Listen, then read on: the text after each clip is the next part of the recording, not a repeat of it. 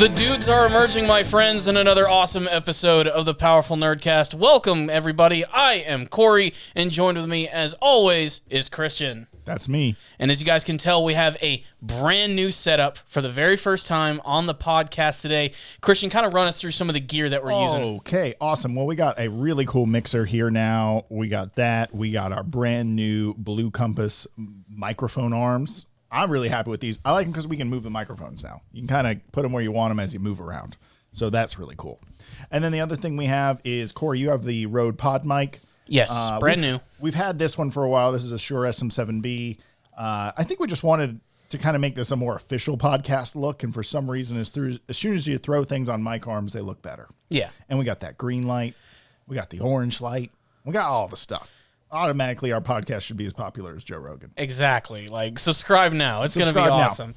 But I'm really liking the new look. I'm always afraid of change. God, but it's hard to get Corey to change. He's like, why don't we just do it the way we always do it? I'm like, because we're going to try something new. And I'm like, I don't like it. And now I'm really liking it. It does look more professional. It sounds really nice. Mm-hmm. And it's definitely the kind of the look that we're going to go for. And little by little, you're going to start to see more evolution of the change of this room. Like the wall behind us is going to change. We're going to be able to finally put some cool stuff in the background, maybe a logo, maybe some shelves or some cool stuff like some new toys or some things that we have. Kind of stuff like those that. Those are called action figures, Corey. Those are figures. Action figures. Not toys. Not toys. Whatever. The point, we're adults now. If it's made by NECA, it's an action figure. There we go. That's the way that it actually goes. I want to get sponsored by NECA if you guys are out there. Oh, that'd be so awesome for them to send me free stuff just to review. We talk about NECA. It seems like every week we start to talk about NECA just a little bit more. It is true. And that's because they have just the coolest damn stuff. And I mean, there's a lot of people out there who are making like really cool action figures and collectibles and stuff. Like Hot Toys. But Hot Toys are they're stupid expensive. They're also big. They're huge. They're way like bigger. A foot tall, and they're awesome, and they're $500. And it's like, dude, I could get it. I could buy all new tires for my car instead of one Iron Man. Yeah, I know. It's like, fuck. But NECA's great because they make them a lot more affordable. You can get one for like $20 to $30. Their high-end stuff's like $50 to $80. It's not crazy. And I mean, and we even own a few things around here that are NECA, like your Ed 209. Got an Ed 209, under $100. Hot Toys, $500. Damn. That's a huge difference. The Hot Toys one does look a little better, but that NECA Ed 209 is solid. Yeah, it's rock solid. And we got NECA Gokus, we got NECA. Or no, we have Vegetas. We have the SH Figure Arts. SH Figure, sorry, which is the Japanese company, but they're also really good too. Yeah. They're all about their posability and the articulation and SH Figures and NECA to me seem very similar as a company. I'm sure they're not. But they make high quality collectibles for older collectors that are affordable. Like if I were a parent and my son, he's like, "Dad, get me this $50 Goku," I'd say, "Ha ha, fuck you! No, not at all." Add that to my own Amazon cart, son. Exactly. But anyway, let's go ahead and get started in today's podcast. We all have a lot of brand new news, everything going on in the world of entertainment, video games, movies, everything. And I want to go ahead and start with one that's been really hot news. It's pretty well known now, but it's something that I think we're both going to be pretty excited for. Maybe more me in particular. But it looks like in the second season of The Mandalorian, we're going to see the return of classic Star Wars character Boba Fett. And yes. Boba Fett is one of those characters that is remarkable because he's a character that had very little dialogue, but he played an important role in the story, but people remember him because he looked like a badass. Yeah, it's literally his armor has done more for him than his lines, his actions. I mean, now that we're getting the Mandalore TV show, there's like these memorable action scenes with Mandalorians. Yeah. But like, to be honest, the dude just looked cool. Yeah. He just essentially looked cool. Yeah. And that was it. And then everyone really liked him, so they put him in a bigger role in the Clone Wars and all that other stuff. And now that guy is set. Now that he's done the voices for the Clone Wars TV show, and he was in the prequels. I mean, that guy is going to be, he's rolling it. He's got the Disney money. The actor, his name is Tamora Morrison. He is going to be returning to play the character of Boba Fett, which of course is a very fitting choice. As all Star Wars fans know, Boba Fett is a clone of Jango Fett, who is the template for the clone army. Oh, we all know that. Yeah, so it's really good to see that he's going to return and have a more active role in the Star Wars series from now on because, yes, he played every clone in the prequel trilogy, and he played Jango and everything, but they never really brought him back for anything else aside from maybe a few lines when they redid a few of the tracks from the original Star Wars movies, and it is a common misconception. He's not actually the voice of any of the clones from the cartoon series. Oh, he's not? He's not. But whoever they got to do that voice does a pretty good job of at least sort of emulating what he's going to sound like, and I'm really surprised they never brought him back. Well, it also gets to hide behind that robot, not robotness, but radio-ness that the clone troopers have. They kind of all have that, so they kind of hide the voice with that a little better. But it's great to see that he's returning, and he's playing arguably one of the most popular Star Wars characters of all time. And you know what? This was already sort of subtly hinted at in the very first season of Mandalorian, and at first I didn't want to believe it. It was one of those things where, like, an article came out about a mysterious character appearing. I went and watched the episode. I'm like, nah, that's probably someone else. It couldn't be.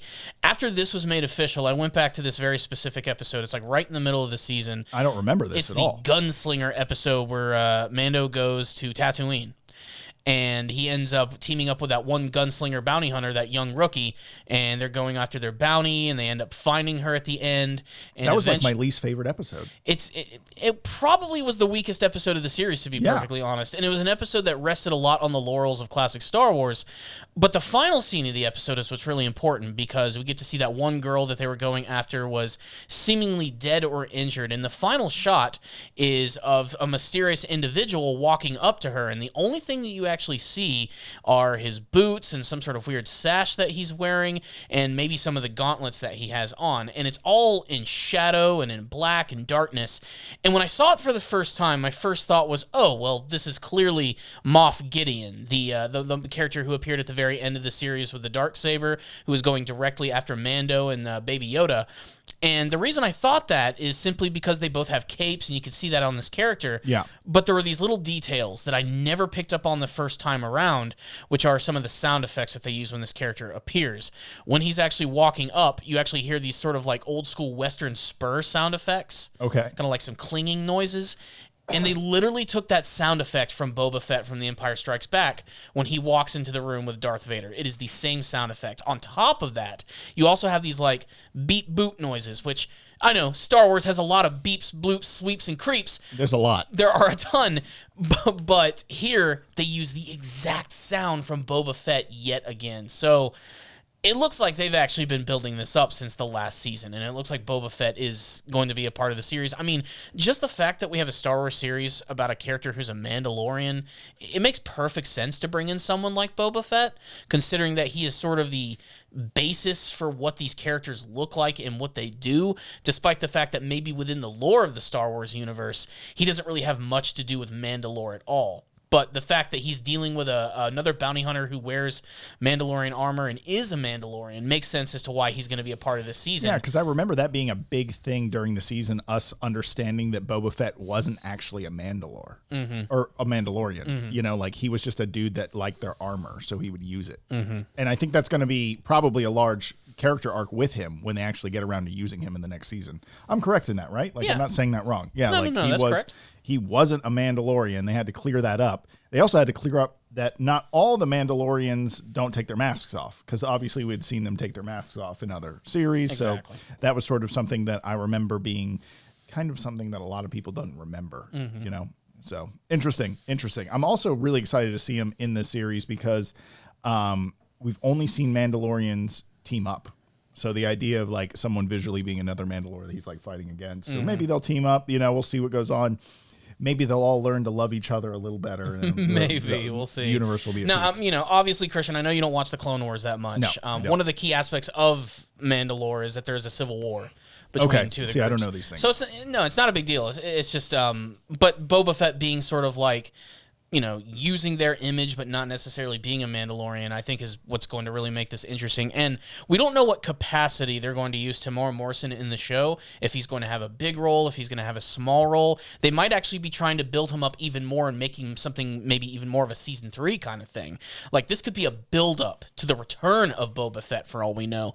The good thing is, it also confirms that Boba Fett is alive, which is a huge thing because, ever since Disney came in and erased the entire extended universe, Boba Fett officially was dead again. He was eaten by a giant sand vagina in the desert, so we don't really know what's going to happen to him. Yes, the Sarlacc pit. I knew that. That's right. Nerd points. There we go. Now, of course, Tamora Morrison could return as Boba Fett in a flashback, too. So he could still be dead as well. But if he does return and he is alive, this is a chance to make something of this character. To make him more than just a really cool-looking background guy with some cool, snappy lines, and that's about it. And I really hope they're going to do that because Star Wars fans love Boba Fett. People love making fun of Star Wars fans who do love Boba Fett. Yep. This is an opportunity to make that character awesome, and I'm very excited for that. Make Boba Fett great again, Corey. That's right. Damn it, I had to. Sorry.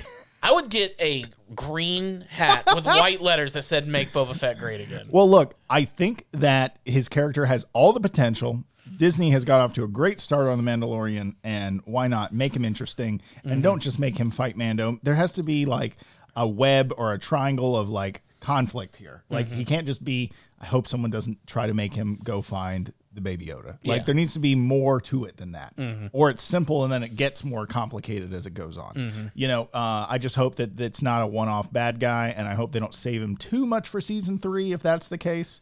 But everyone knows he's coming, so I feel like it's not going to be, you know, a small part in season 2. Have they finished filming season 3 all the way? That I don't know, because everything's on hold now. Like the Matrix sequel got not canceled, paused. What else got paused? Like the other Keanu all the Reeves. Marvel movies got pushed back. Everything got pushed back. A ton of video games. Stranger Things season 4 got pushed back. There's just nothing going on. You know, no one can film right now, or no one knows how to, and no one wants to be the first guy that has a film set that fucking everyone gets coronavirus. Exactly. On, you know, so because they're going to be the example. Yeah, of what not to do. Exactly. They're going to be the scarlet letter of the coronavirus filming project. But I will say this. One final note for me on Boba Fett. I do think it's really cool that he's coming back. I am super excited to see that character return. I do feel, however, that revealing he's coming back is totally destroying like a massive surprise for the season. Well, they're sort of out of surprises for that show. I mean, they hid Baby Yoda. But that could have been the season 2 Baby Yoda moment. It's like, oh, Boba Fett is here and he's alive in the show. Like, and Tamora Morrison is playing him. Like, that would have been the internet would have exploded the minute that episode aired. I feel like these film and entertainment companies they're running out of things to show us because they aren't making anything right now. So they're like maybe using some of their secrets they had built up to like keep the hype going. That's true. I think they could be desperate for that because they have not too much they can release. What do they got? We got new Baby Yoda plush toys that came from China. Like, what do they got right now? It only took them 5 months. Yeah, good God. Well, look, Disney knows how to merchandise stuff. It was a strategic move for them not to have Baby Yoda merch on standby. I don't think they realized how like big this character was going to be. I know. And why is the only photo of George Lucas holding it the blurry piece of shit on the internet? You ever seen that photo where it's like where George Lucas sees Baby Yoda for the first time? It's like some blurry cell phone photo, like someone snuck it on the Star Wars set and then snuck it out their butt, you know, off the set so no one knew they took it. Like, why is it that photo? It's horrible. Anyway, I just find the whole thing like they're desperate for news, so they're just leaking stuff now just to keep it entertaining. Because also, if that show is done filming, he's already done his part. Yeah. So they had no reason to like spill that news. No. Like they could have totally, like you said, make it the next Baby Yoda moment. Yeah. Well, that's it for Star Wars news, but let's move on to some comic book movie news. And Christian, I know this is one that you kind of wanted to talk about. Yeah. Okay, so I know our audience is, I would assume, I mean, I know we have the analytics, but I would assume it's like 19 to 35-year-old males, maybe 40-year-old males, like is most of our audience. So we didn't see the Trolls World Tour movie. It was like I call them Pixar knockoff movies, you know, like those animated movies for kids. Like, what was it? Moods. You remember that one that had all the kids with the moods? And it was like, wow, I'm so bad at remembering names, guys. But the point is, these kids movies are coming out. Inside Out? Inside Out. The Lego Pixar. Movie. All that was stuff. a Pixar movie, though.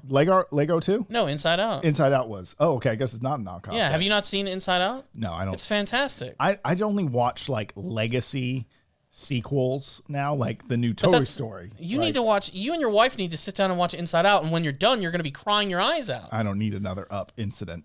You know, it's a great movie. Up, but enough. Cry the first 10 enough minutes. about trying to sell that. But so, go on. Trolls World Tour was a film about all these different trolls. We all know them, the things with the butts and the hair. And believe me, I know you know what I mean. After I just say that.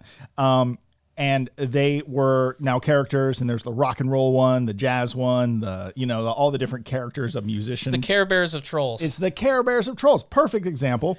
Anyway, this movie was supposed to come out right as Corona hit. So all of a sudden, all the AMCs, all the movie theaters shut down. And the Universal was like sitting there with this animated movie that they had paid The Rock to be in and all these people to be in. And they were like, what do we do with it? So they made it available on streaming for $20 for a 48-hour release. And everyone has always said, since streaming services have gotten big, why don't you just simultaneously release movies and I can just pay an extra instead of the $15 ticket? I'll pay $20 or $30 and I can just watch it at home with my family. And technically you'll save money, but you'll also get to see the movie without leaving your house. And everyone's like, why aren't they doing that? And we all were asking, but then the coronavirus hit and they had to do something with this movie because it was done. It was like supposed to be out like mid-March. And then all of a sudden everything hit. So what they did is they made it available online. They made $200 million, way past what they thought the movie was going to make. They thought this was going to be the seasonal animated movie that they were putting out. And AMC is pissed. They're essentially, I think they're suing Universal because they had contracts with them for releases, and Universal just put it out anyway, their own way. And now Universal has officially put out a statement, or AMC has, and they have said that they will no longer show Universal projects at their theaters forever. Wow. Like they're like, no more. And I mean, this is a weird place because we don't know when social distancing is going to be over. I mean, we have these projects that are supposed to release, these movies. We have Mulan. We have Black Widow. We have Top Gun. We got the new Ghostbusters. Morbius, whatever it's called. I don't care about that movie. Fast and the Furious 9. Yeah. And then Minions, my favorite. Not really. But the point is, these movies are about to come out, and they may simul-release instead. And imagine if this is the death of movie theaters, because it could very well be that first nail. This is one of the final nails in the coffin for movie theaters because they have to compete with simultaneous releases now and people having germophobia. Exactly. Who the hell's going to want to go to a theater where, one, you can catch a deadly virus, and two, you got to pay an arm and a leg just to get a Coke and some popcorn when you can just stay at your home in your own comfort? And let's face it, most people have a really nice, comfortable home theater. Getting nowadays, a home theater experience, getting a nice big TV is a lot more affordable than it used to be. Less than $1,000, for sure. It's just way more comfortable and better. I would not say a home theater is necessarily better than a theater experience. Oh, don't get me wrong. There are certain movies, but it's safer, that are enhanced by like when you said that Universal is not going to be able to potentially show their movies in AMC theaters anymore. Over 11,000 locations. Does that mean I can't see the shitty Jurassic World sequel in theaters now? Chris Pratt may not be on the big screen anymore, but I actually don't want movie theaters to die out because I enjoy them. And when I really want to see a movie, it's like, I'll be honest, it's part of my routine to go to a movie theater. Hell, this fucking channel exists because Corey and I would talk for like 20 or 30 minutes every time before or after a movie. We would just sit in the parking lot and talk. The very genesis of everything we've done is because of hanging out in the parking lot of movie theaters after we watch something. So I would be sad to see them go. But the natural evolution of content being distributed online would suggest we're going that route. Yeah. And also, Amazon is talking about buying AMC. What does that mean? I don't know why. They could buy it and they could just restructure it. Yeah, they could absorb it into their massive company and say, oh, we'll just make money releasing movies now until it dies out. And it's okay if we lose money because we make so much money doing other stuff. Exactly. There's so many ways that they could restructure or retool the AMC business or the plan and how they distribute their movies, how they show them, how they do them in a simultaneous way. Yeah. Like they could come up with a brand new plan that could be beneficial to both parties. But AMC right now is like, this is they've existed for this one purpose. Yes. Their entire existence. And now they have competition that never existed. They feel like Blockbuster going against Netflix. Yeah. The fact of the matter is, though, the movie industry alone has been suffering for years. I guess video games did it for a while. Yeah, it all started, 10 or more years ago when video games really started to get very impressive and became movie-like experiences to the point where you can just stay in. And then when the streaming services happened, the wave of Netflix, Hulu, Amazon Prime, all that stuff. Disney Plus. It's changed the game. And you know me, Christian. I'm a physical media kind of guy. You literally have thousands of dollars worth of anime at your house. What's your address? No, I'm kidding. Okay. We're not doing that again. That's an inside joke. Yeah, like I love physical media. I love having my very own physical collection that I can see and I can touch. Yeah. John Hammond style. Like I need to see and touch it. But I'm not going to lie. Being able to just bring up Netflix, Hulu, Amazon Prime is so freaking easy. And the options are practically limitless, especially if you have one or two of them. If you have three of them, you don't need anything. If you are one of those people who's like, there's nothing to watch and you have 3 streaming service, fuck you. You have no right to complain. There is so much to watch. But like you, I like to have that theater-going experience for very specific films. Like, let's say Endgame wouldn't be as fun to have watched. Watching that movie in a theater with a group of fans who were passionate about it. I wanted to see the new Matrix film in theaters. You want to see it on that big screen, big speakers, and a lot of people feeling passionate about that. All in the same, the energy of the room is part of it. Now it's just the energy plus Corona, like. It's not a good combination. It's a nasty ass margarita that you don't want to drink. Oh. But yeah, like there's just the theater experience is something that I really hope is going to still have a place. And in my heart of hearts, I believe it will always have a place. There's always going to be the movie theater experience. It might not always be that big giant AMC chain that you always saw. Like, there's still the potential for, personally owned theaters for people who want to actually, do that. They have the right to do that. But it's just, it could change very much in the next couple of years, especially with everything going on here.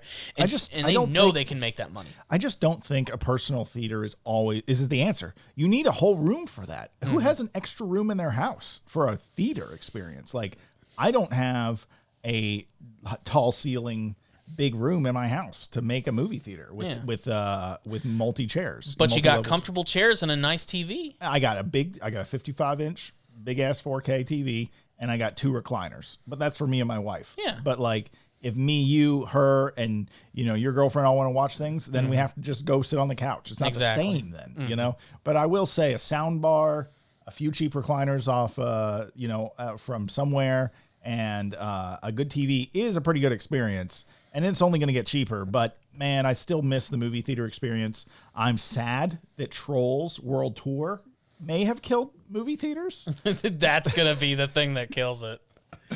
A shitty DreamsWorks animated movie. Yeah, it's not what I based on a toy line that failed in the 1990s. Yeah, who even has a troll anymore? I think they were just like desperate for things and started buying IPs after the fucking Angry Birds and Emoji movie. And that movie failed. That movie tanked. All right. But, a lot of... It also is, though, that everyone was home.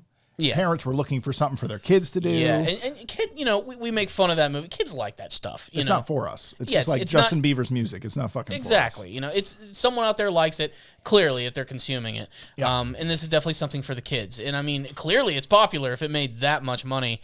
And a lot of other studios are sort of taking this as an example, and they're kind of running with it well. Yeah. I noticed that it's a lot of movies that are more for the kids, though, than anything. Oh, it makes sense. Parents are slapping iPads in front of their kids. Exactly. I mean, even right now, Warner Brothers was about to release, and this is kind of hard to believe, the very first Scooby-Doo movie in like theaters that's a cartoon. Oh, that animated one? Yeah, it was, believe it or not, there's never been an animated Scooby-Doo movie in theaters, and this is going to be the first one. But then, of course, coronavirus hit, and they're like, oh, Trolls just made all this money. Let's do what they're going to do, and they're going to do the video on demand for that movie. Yeah. And it's going to make a lot of money. Watch it. It comes out this weekend. Next week, we're going to see that movie is going to do gangbusters. Yeah, we'll report in on that. I want to see how that movie does. Because this is going to be the test. This right here, these next couple of movies after this, there's going to be a few people I know who's going to do video on demand, and they're going to try and make that happen.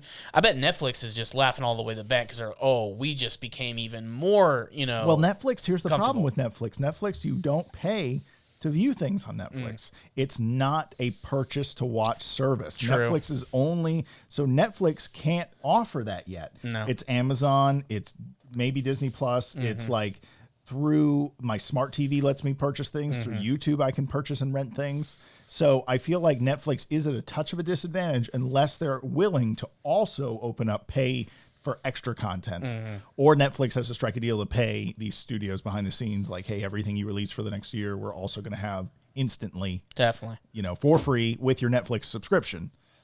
So that's interesting, but it also is convoluted. It's like, okay, where do I order this from? I don't have a YouTube account, so do I have to set up a YouTube account to buy this movie? And then, if I do it on my phone, how do I get it to my TV? There's a few things. There's a learning curve. Yeah, and old people won't be able to do that. No, not at all. I mean, I've had to help my parents do things that I thought that they could handle, like creating a Disney Plus account and shit. Shit, I wish my parents could do that. My dad can't even send an email. I know. It's just, it needs to be seamless. Yeah. It needs to be a lot simpler, but we're getting there. And especially if there's 200 million to be made, someone will figure it out. Yeah. So, is the movie industry dying? Are you not going to be able to go to theaters anymore? Sound off in the comment section below. Okay, one other question. Will you guys be sad if you can't watch Mulan, Top Gun, and Black Widow in theaters? Will that disappoint you if you can't go see those films? Some of you don't even go to the movie theater and you steal movies anyway, so it probably isn't that different.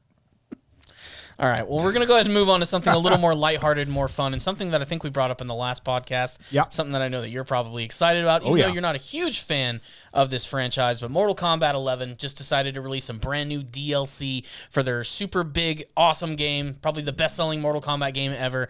And over the last couple of years, Mortal Kombat has been doing this thing where they bring in DLC characters from a lot of different movie franchises, in particular action and horror. And I think it was only inevitable before we would get this, but we actually get Robocop in Mortal Kombat 11. Very exciting. Voiced by the Peter Weller, the character actor who played him in the very first movie. And we just got done watching the very first gameplay trailer of Robocop.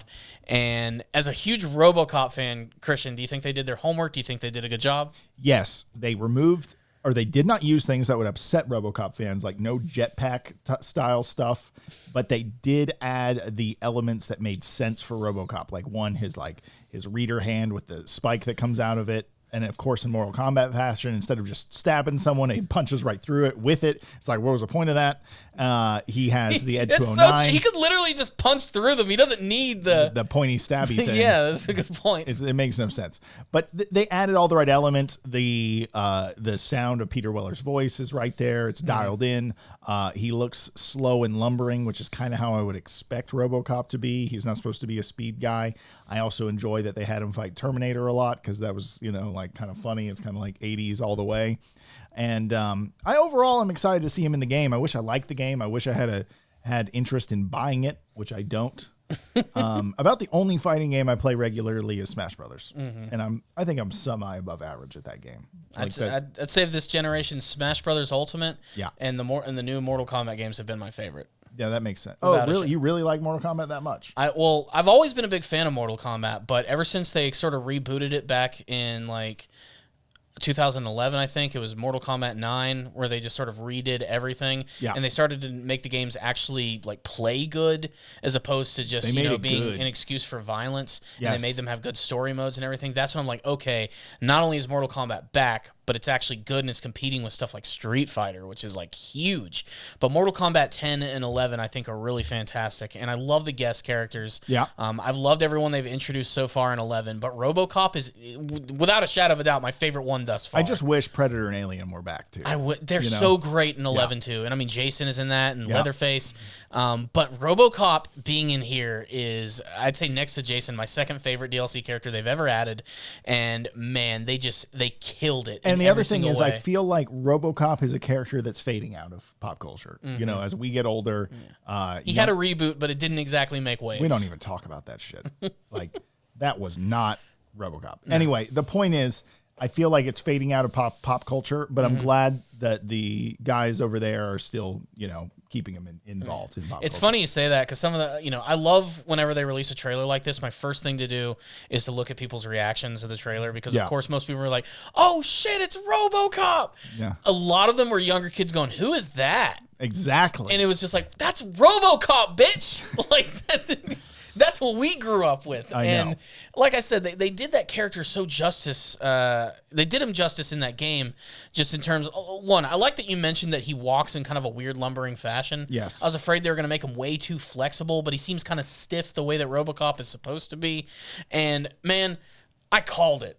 last week we were talking about this. I'm like, wouldn't it be cool if, like, what are his fatalities going to be? It's probably going to be like, the Clarence Bogater, the spike comes out, stab in the neck. And he does do that in the game as well. That is, but then I was like, man, it would be so cool if they can incorporate Ed 209 into this. Yes. They totally put Ed 209 in this, who helps him out and just blasting him away just like a Mr. Kenny in the very first movie. He was very disappointed. They brought that ridiculous sniper rifle. Yes, it's essentially a big 50 cal rifle that they added a bunch of sci-fi shit onto. But it looks cool, and it has explosive ammo. Yeah. And who doesn't like exploding bullets? And Robocop can shoot you in the crotch.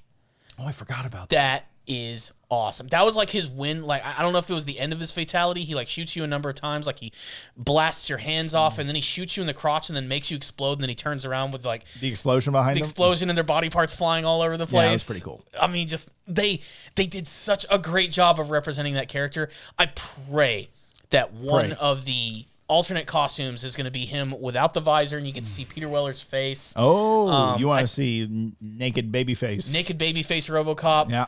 Oh, and they added friendships. What if he feeds people baby food? Oh my God, you're getting meta here, Corey. Oh, it's gonna be so awesome. As a huge RoboCop fan, I'm so excited for this. I really wish NetherRealm Studios would just say, "Fuck Mortal Kombat. Let's just make a movie fighting game with all these characters together." I just think it would be so fun because I want to, like you said, if they had Predator here, Predator versus RoboCop. Why not? That's like an '80s wet dream right there. It truly is. Yes. And like I said, it looks good. I can't wait to play it. It's literally coming out in like a week, so I'm very excited to play that character. I don't give a shit about Fujin or Shiva. I want RoboCop. Like, that's what matters most to me. I find that when I play Mortal Kombat X2, the two characters I play as the most are not the Mortal Kombat characters. It's Jason and Predator. Yeah. That's just the way that it is. Why wouldn't you?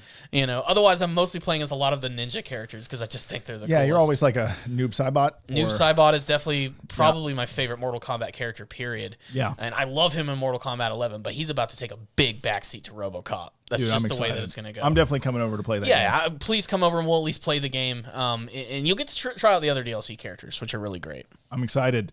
No, but overall, I wish it was a different game that I cared about, but I'm very excited they put them in it. I just wanted you to see that because I know you're a RoboCop fan. You even have a RoboCop poster that was signed by Peter Weller. I met Peter Weller, and he was cool. His only thing was he's like, your poster kind of sucks. And I was like, it's the only one I can find on the internet, bro, because it's like faded, but at least he signed it. That is a piece of memorabilia I will never ever like damage. I'm gonna keep that. I'm gonna give it to my kids, and they're gonna have. You need to put it in a frame. Yeah, I like it safe in its little tube. But it needs to be seen. By who? You. I know it's there. You have a movie room. You need to find somewhere to put that. I know. There. I will put it in. Or put it like above your bed. That's why I want to. Your wife will totally approve of that. I want to wake up to RoboCop above me every day. Good morning, Christian. Here's your coffee. Along with awesome. Justice. Side of Justice with RoboCop in the morning. That's right. Great stuff. So, all right, we're going to go ahead and move on from there. We're going to go back to some more video game news. This is one that I'm really excited about because it's a game that I used to play a lot in the 90s, and that's Tony Hawk. Now, I'm not a skater. I can't even stand on a freaking skateboard. You're not a skater boy? I will see you later, boy. Yeah. I will bust major. There's no way that I could not say that. I bust major ass when I'm on one, but I could always live vicariously through the video games. And one of my favorites back in the day was Tony Hawk Pro Skater on N64, and then I think I played the second one on PlayStation. And those games are fun as shit, and they're actually bringing them back in like a big remaster. They're touting it as beautiful 4K, which I think is mostly just buzzwordy for the most part. But it really looks like they remade the game. It's not that they just slapped some better textures on it and put it out as a release real quick. Like they truly are remaking the game. And it looks fun as shit. Oh, I don't know if you ever played those games back in the day. I was just so bad at them. I could never get into it because these guys would be like, let's see who can get a better score. And I'm like, I barely can kickflip, even in the game.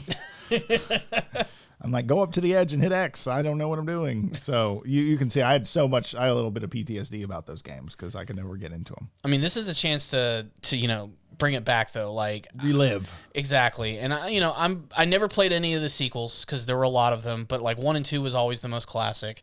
And it's not too often I pick up like sports or like I guess extreme sports style games. No, that's not really your thing. No, like it's not like you're buying snowboarding games or anything. No, regularly. But like I'm gonna pick this up. Like I loved playing that. Like I can't tell you the amount of hours me and my cousin wasted playing Tony Hawk's Pro Skater. Like in the summer, I knew a lot of people playing Pokemon, playing Tony Hawk, And going outside to play 2-on-2 basketball was our summers.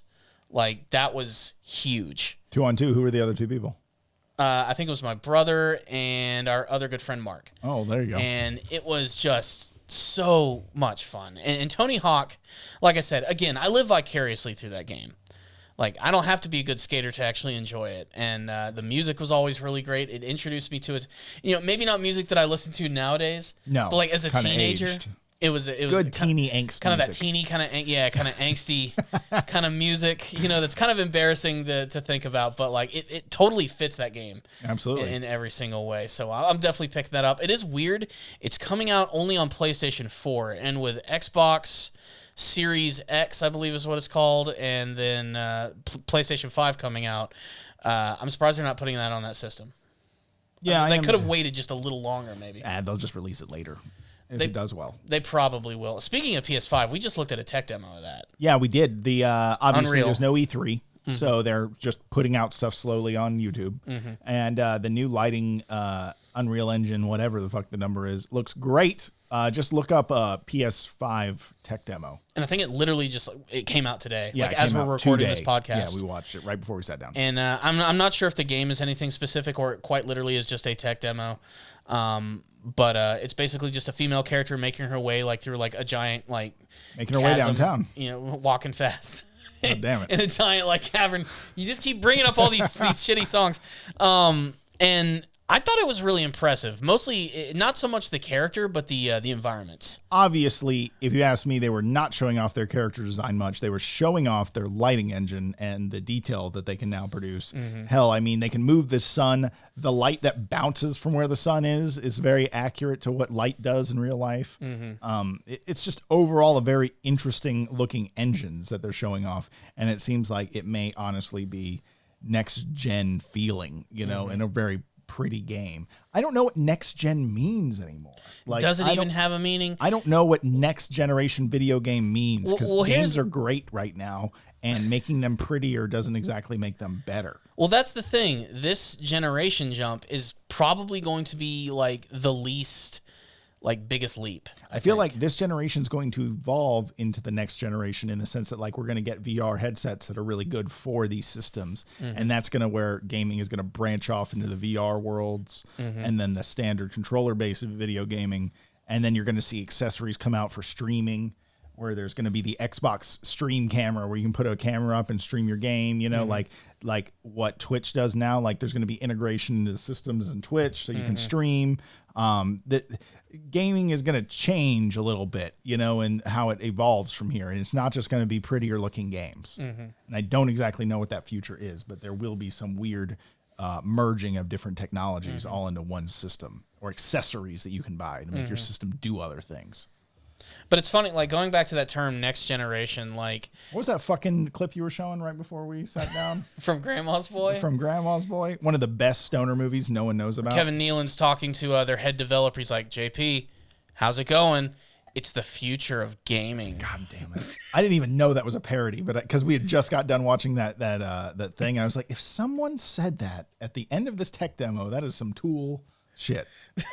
Get that guy out of here. It is the future of gaming. God damn it. I can't tell you how many times I've heard that phrase at E3 conferences, though. My body is ready. Let me Exactly. tell you what. But when did the term next gen actually become a thing? Like, was that something that only happened? I mean, if you look at the word, it means next generation. Yeah, but of then course. Then it got sliced into some marketing term because it got all shortened and buzzwordy. But it's not like a term that existed like back in the day. It didn't come from SNES to 64. Yeah, like nobody said N64 is the next generation of consoles. I think it was like PS2 to PS3. It was more just in that range of that generation. Because back in the day, we're just like, oh, that's just the new Nintendo. Yeah. You know, that's the way that we actually looked at it. And Sony was so new, you know, at the time. So we were just like, that's that other brand new video game system. I don't know exactly. I don't have a good answer to that question, but I feel like it's whenever video game systems started to become more like little computers. Yeah. That's kind of when things happened. And so I don't know. I want to see what the systems look like. They have to show us soon because E3 was supposed to happen now, and they definitely have a launch presentation ready. So when will that happen? Will there just be a Zoom call we can all get on and see that shit? I have a feeling that they're going to be doling this stuff out over the entire summer. Like every week, would. there's going to be a couple new trailers for things. And they can adjust. Like if they show a thing and no one likes it, they can like prepare to do the next thing carefully. They don't have to show everything during one keynote. They can build up a surprising amount of hype without E3. I mean, it is weird to think that this is like... It might be the fucking death of E3, man. What about if E3 never comes back? I mean, in it the same practically way? is. I don't even think there is like a proper E3 this year. Well, no, there is none. They canceled it. Yeah, but I'm 'cause saying, it's like, just what about straight- if next year no one wants to be in a big room with everyone? And They might not want to be. I mean, we've already seen how that's changed over the last couple of years. I mean, Nintendo basically abandoned E3 a couple of years ago. Oh, with their Nintendo Directs? And they just do the Nintendo Directs. And what I love about those is, as the name implies, they're direct. They get right to what you want to see. They skip all the, our sales data says don't give a shit, show us the games. That's what people care like, about. this is not a stockholder meeting. Have this a is press release for people behind the scenes that no one cares about. We want to see the games. We want to see them in motion. And we want to see new things to get hyped for what's going to be coming later. Let's become hype beasts. And little by little, other companies have been, like PlayStation's been doing their brand new State of Play, which is basically their version of the Direct. There's a new one next week. They've already announced it. And Do they do it monthly? I don't know if they do it monthly. But they they're kind of got like stuff to Nintendo. They release. do it like every couple months, or and sometimes they're short, sometimes they're small. Next week they are going to have another one, which is going to show off their brand new game, Ghost of Tsukushima, which is a crazy looking samurai game, which looks intense as shit. I'm a fan of a good samurai game. Yeah, and they're probably going to show off some other new things, a couple surprises. Basically, they're doing what Nintendo does, and I wouldn't be surprised if Microsoft decides that they want to do the same thing. But if they're smart, like I said, throughout the summer, they're just going to keep, each company just be like, here's something new, here's something to chew on, something to get excited about, and they're all going to have to do that because Sony and Microsoft are competing with each other head on with their brand new systems practically at the same time. I don't feel like that though anymore. I feel like both good. Like, okay, yes, there'll be exclusives. Yeah, there'll always be exclusives. Of course, yeah. But now that the gaming consoles are becoming more computers, yes, they're I guess they are competing because they're competing on sales. They're competing on titles, but they don't have as many only titles like maybe Xbox has your Halos and then, you got your God of Wars on your PlayStation side and whatnot. Yeah. But it's more like who can make you buy the console. I think that's literally the only thing that they can push the sales as much. It's like the console sales are like really what they're going to try to push. And do you have for sure console you're going to buy when the new ones come out? I know the answer to this. I just want to have you say it. Well, I'm going to wait. Nah, I'm buying a PlayStation. I mean, I'm going to get a PlayStation. Yeah. Like, if I had to choose PlayStation 5, like, that's what I'm getting. But I'm going to wait a little bit. I always like to wait a little bit. Maybe 6 months to a year is typically how long I like to wait. The only system, of course, I immediately go for is Nintendo. But that's because I'm an unabashed Nintendo fan. And they usually launch pretty well. Unless you had those shitty Joy-Cons, which I did. Well, you could have got a Pro Controller when it launched. You want me to buy more things to make my system work right? Yes. Okay. And it's worth every penny, by the way. I know it's that worth Pro it. Controller is so damn good. I bought some other Joy-Cons like 8 months later. I didn't even realize how bad mine were. Fuck that. Did you have the drift? I had the drift. They wouldn't click in right and they just slide off and they didn't feel very well made. You played a lot of handheld mode though, didn't you? I played a lot, but they slipped out on day one, man. Like they wouldn't stay clicked in. Really? Yeah. So you got like a rough one on the first pull. It's almost like Nintendo didn't do a good job on that. Ooh, but for real. Shots fired at the big end. Yeah, that's right. But no, I mean, I've been very happy with my Switch. And again, Nintendo's in a tough position right now. They've not really shown much of anything for the coming year. I mean, we know games are coming, but we don't know when at all. I mean, the last big release for them was Animal Crossing, which is doing gangbusters and is doing great. Yeah. But a man cannot live on Animal Crossing alone. I have not bought. I can't really think of a new Nintendo Switch game this year. Which is kind of a shame. Doom Eternal on Switch. I bought that shit on. I'm not gonna play that on Nintendo. I bought that on PlayStation. I know, which was fantastic. But we're still waiting on Breath of the Wild 2, which Nintendo is being so secretive about it. It's annoying as hell. Metroid Prime 4 might never release because of the way that they've been developing that game. And I want more surprises too. I don't just want the same old franchises that I always get. Mario Kart 35. Yeah, there we go. I'd take a new Mario Kart though. I'm not going to lie. I would take it. But we need some more new stuff. Would you rather have a Mario Tennis or a Mario Soccer? Mario Tennis all the way. Okay. I mean, there already technically is a Mario Tennis on Switch. Nah, fuck, I fucked up. I don't know this shit, guys. I'm sorry. It's not a big deal. The point is, Nintendo's going to have to really, bring their A game because they're going to be competing with these two brand new consoles, which are arguably, well, there's no arguing about it. They're way more fucking powerful than the Switch is. And I don't know how they're going to be able to compete against that. That hype train is just going to, it might hurt them a bit. Well, you're not supposed to take a PlayStation 5 with you anywhere. No.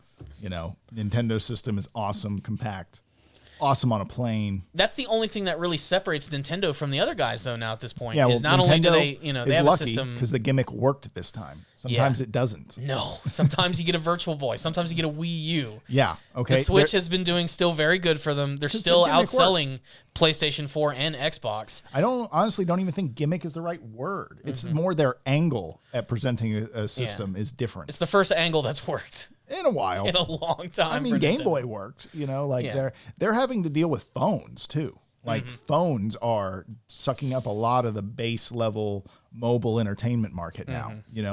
They had to come out with a Mario game for iPhone. They had to. Do you even play that anymore? The jumpy one where you press? Not really.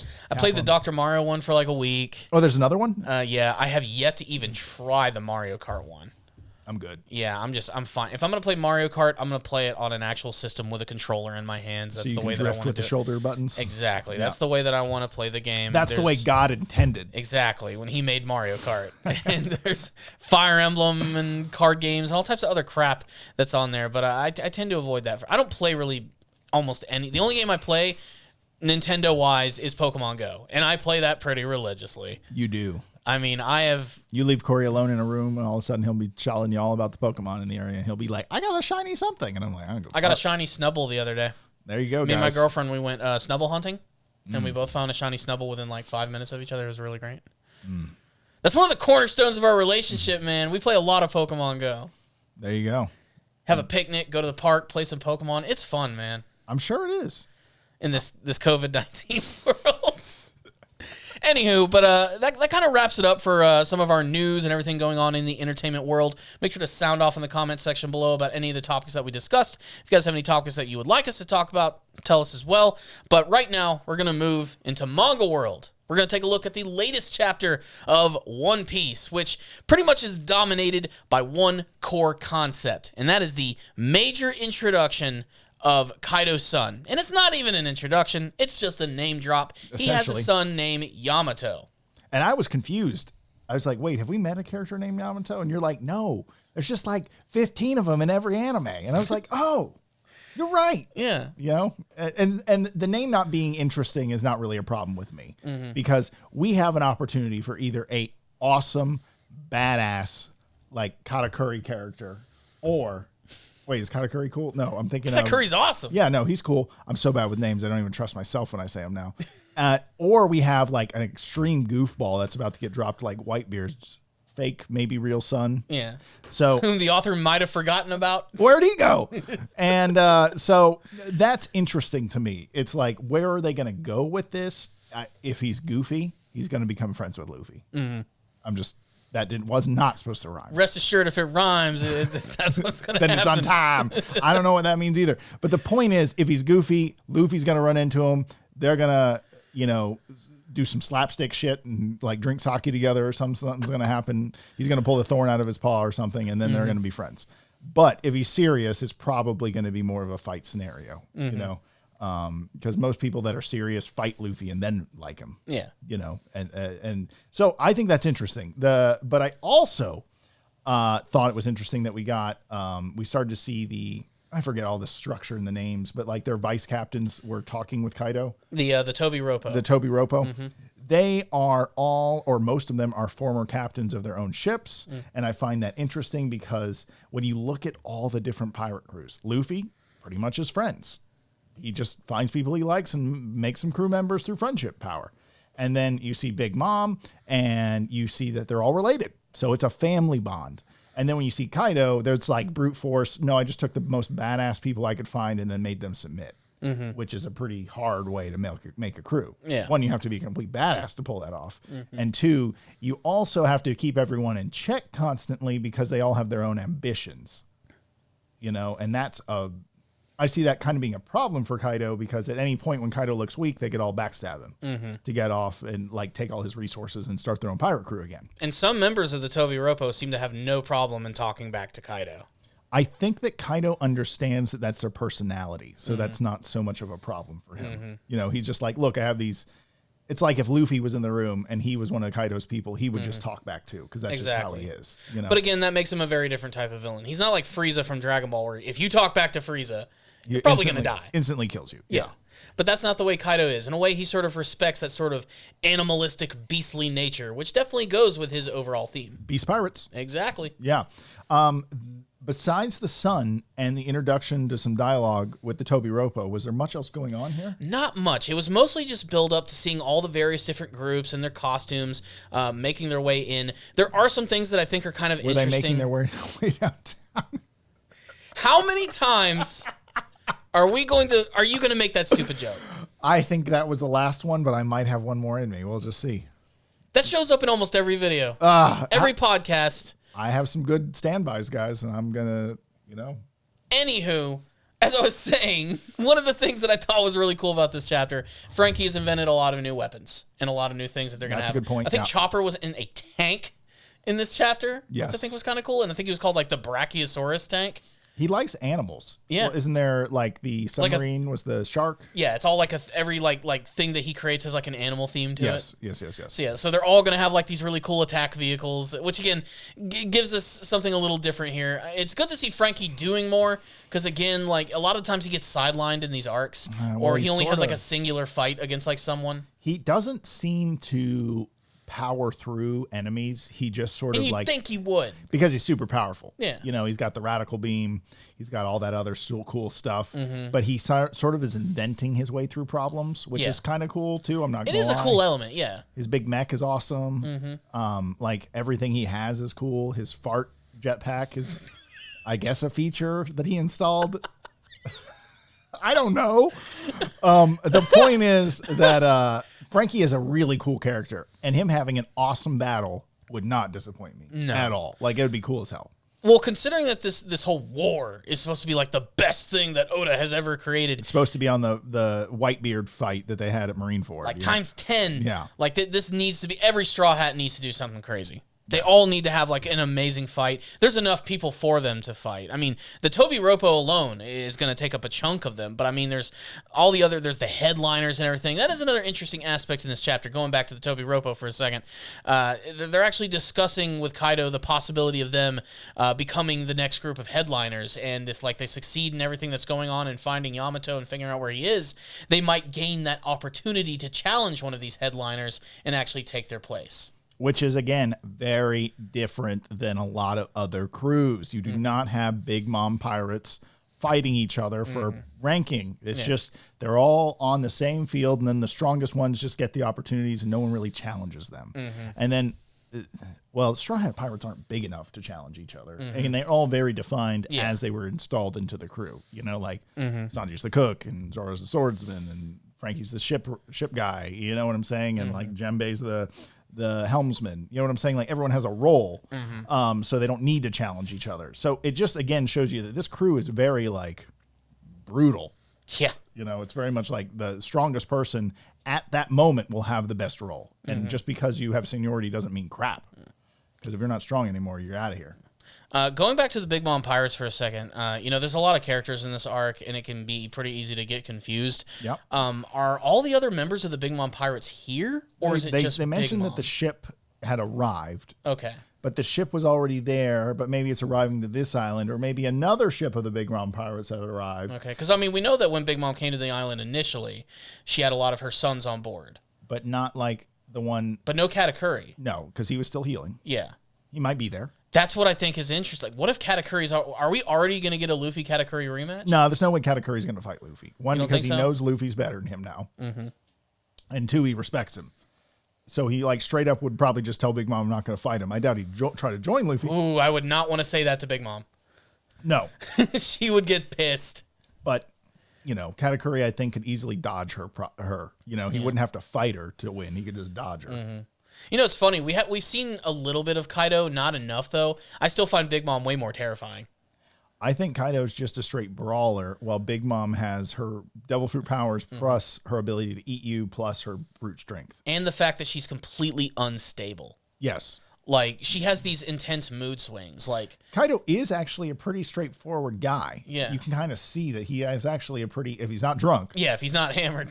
Then he's actually a pretty straightforward dude. And he makes sense most of the time when he's talking. I don't know. The idea of the Big Mom pirates and the Beast pirates having an alliance is very likely at this point. I don't think we need a Big Mom and Kaido marriage at this point. I don't think that's going to happen. I heard that theory somewhere on the internet. But of course, that was also the big thing too. Like, a lot of people were theorizing when, Kaido mentioned that he had a son. Could it be a character that we've actually seen before? Could it be Katakuri? Could Big Mom and Kaido have had like a fling in the past? During the Rocks Pirates? This basically confirms that's not the case. Unless there's still something that we don't quite know yet about Yamato. So we'll have to wait and see. We'll see. Again, Goofy. He's not going to be a threat. He's going to be more of a friend of Luffy, I can imagine. And then if he's serious, he's going to have a fight. Speaking of Luffy, he might fuck up the plan soon. At the very end of the chapter, we get to see that a lot of Kaido's crew is just disparagingly throwing away a lot of food and being very wasteful and saying, hey, let's just throw it on the ground in front of the poor villagers and stuff, make them eat the dirt and stuff. And of course, Luffy is reminded of what happened when he came to Wano for the very first time and met all these poor people who were starving.